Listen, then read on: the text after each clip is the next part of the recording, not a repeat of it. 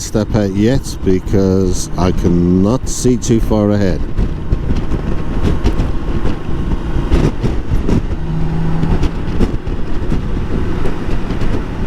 Not yet.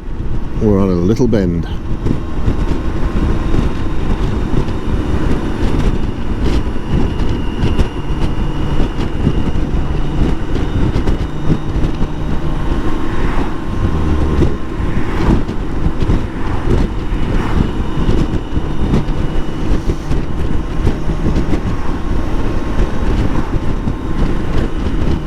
A bit of straight road up ahead looks good. Then I can ditch the truck because it's getting on my nerves.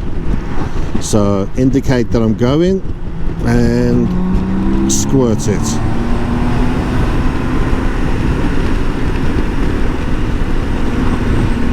Nice and safely.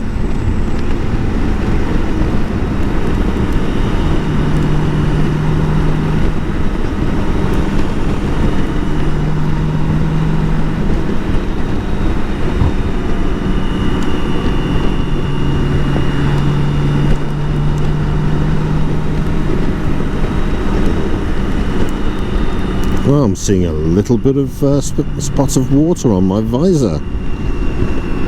It seems to be raining a little. How unusual.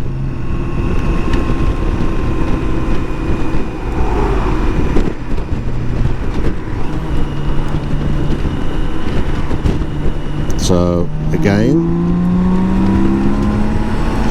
signal mirrors maneuver.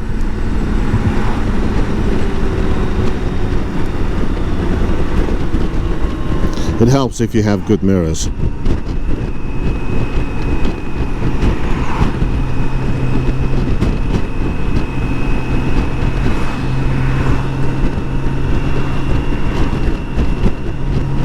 So again, signal, mirrors, maneuver. And then thank them for letting me in. And then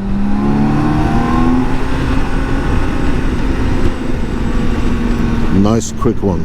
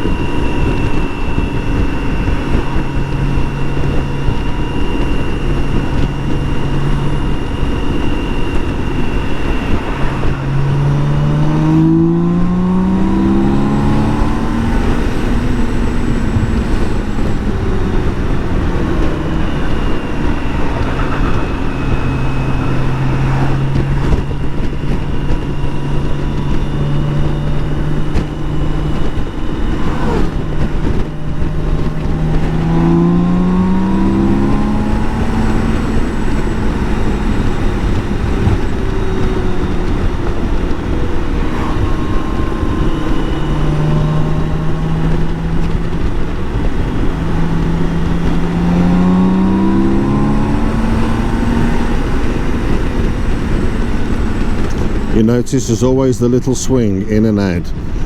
Always make it nice and smooth, never do it jerky. Nothing worse than beef jerky.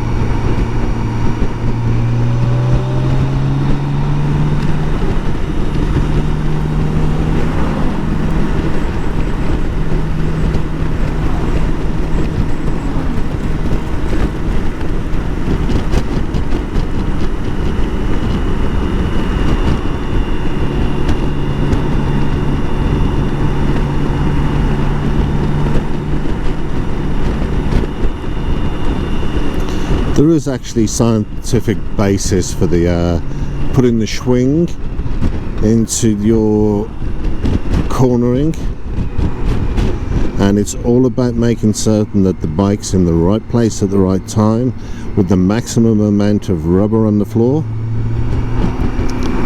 and you in much better control. If you have to come down the box and you panic about the fact that you're leaning over a little bit too much,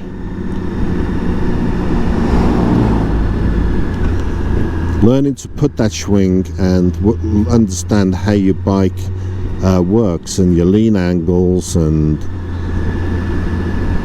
where your limits are, but also where, or I should say where the bike's limits are, but more importantly where your limits are.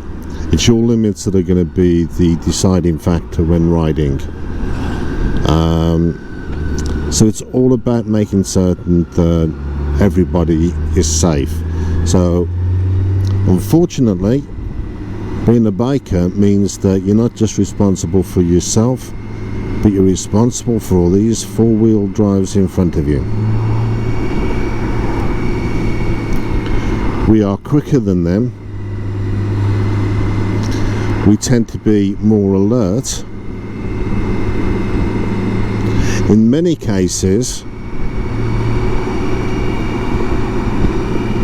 we never have to worry about much, because it's not about being dangerous or about being silly, although there are some bikers out there that do give the rest of us a bad name.